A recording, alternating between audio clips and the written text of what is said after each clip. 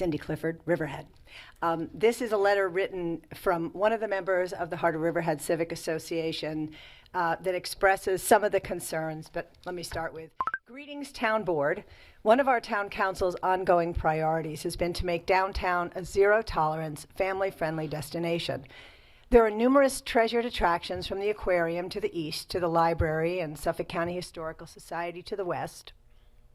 In between are the Suffolk, the Vale, the Town Square, East End Arts, the Science and Railroad Museums, one of the Riverhead Central School District's 4 elementary schools, a new music school, and many other assets. Legislation that the board adopted last year restricted a number of building uses not in keeping with a family-friendly vision. Firearms stores were left out of the legislation. Supervisor Hubbard, you may recall that in August 2022, you took the proposed very sound firearms legislation copied from laws on the books in Newton, Massachusetts, back to code revision for further work. At that time, your predecessor was quoted in the town's official newspaper as saying the matter was moving forward. It's been nearly a year and a half without a public update, and now a firearms store is set to open this month at a prominent location on West Main Street near the intersection with Peconic Avenue. Aside from questioning its suitability for our family-friendly goal, it's worth questioning whether any work to the facade to secure the business would run afoul of the Architectural Review Board and the preservation of both the historic character and landmark designation of the building. A side note, the building it will occupy was originally the Suffolk County Trust Company, which would later become the Suffolk County National Bank, whose former corporate headquarters we're meeting in today. The town board must immediately close the loophole in the zoning so that this is the first, last, and only such store allowed. Adopting the zoning will uphold the Second Amendment while maintaining the vision for a family-friendly downtown. Peace be with you, Mitchell Hagler, tax-paying resident voter, that's his signature, Roanoke Heights. I just want to add to that I know Mr. Oliver. He's a member of the Civic. He's a great guy. He has a good business. This isn't about pro-gun or anti-gun. This is about optics and suitability for a family-friendly downtown.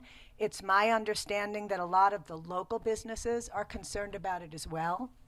And I don't know, how it happened that he wasn't perhaps led to a different location that would have had him all out of our downtown district. But that said, if there is, if this is going to become like a domino and now other gun shops are going to want to come in, or pawn shops or porn shops or whatever, I think that any loopholes of anything that we don't want there, I think that needs to be sewn up. And also, I just have to say, it's not a really boring meeting, but it's a little more balanced than it has been in the past, and I appreciate that. Welcome. Thank you. Thank you, Cindy. Thank you, Cindy. Cindy, I just want to address a couple things you said. First of all, the business isn't new there. It has been operating there for the past year and a half Yes, or so. but in an underground. Same building, yeah. back side of the building. They're moving to the front side of the building.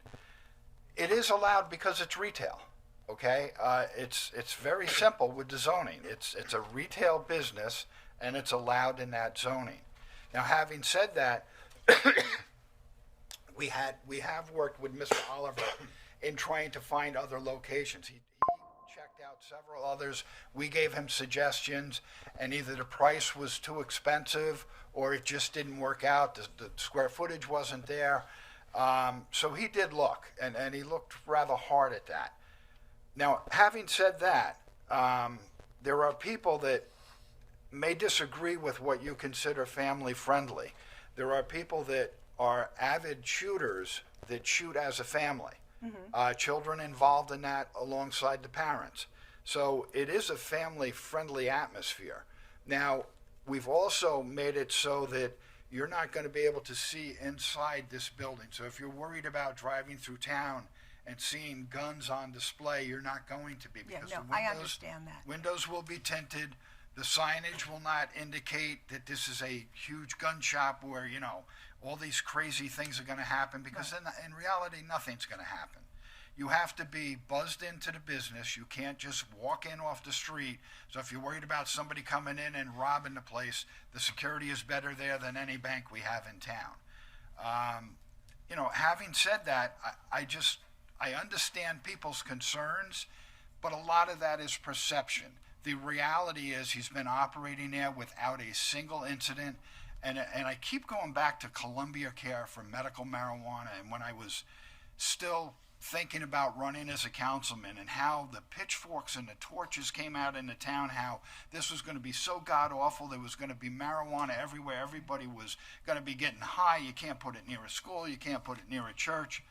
And that is the most benign business that we have in the town of Riverhead. No police instances there. They haven't been held up at gunpoint. All the fears that people had were unfounded. And I tend to agree that with this same situation, the fears that people will have are going to be unfounded. And we welcome another retail business to downtown Riverhead. And not to get into a conversation, because I know this isn't the place, but I just want to say, I know with looking at retail marijuana stores that there's a concern with the distance from churches and schools and residents, and this happens to be across the street from a 5-story apartment building. So there wasn't any concern about, you know, proximity to residences with the gun shop. And to me, it all seems like kind of in the same realm of things you might be concerned about or might not want to necessarily have to explain to your kids. Yeah, but see, with the marijuana shop, I could go in and buy the marijuana and go stand over in front of the apartment place and smoke it. Yeah. If And I you can't buy buy a gun I and can't take go that over and outside? fire the gun in front of the apartment complex. Well, you So probably could, you just got to get arrested, compare yeah. apples to apples here. Right. Okay. All right. Thank you. But yeah, I mean, it's a conversation. You're pro-gun, you're anti-gun.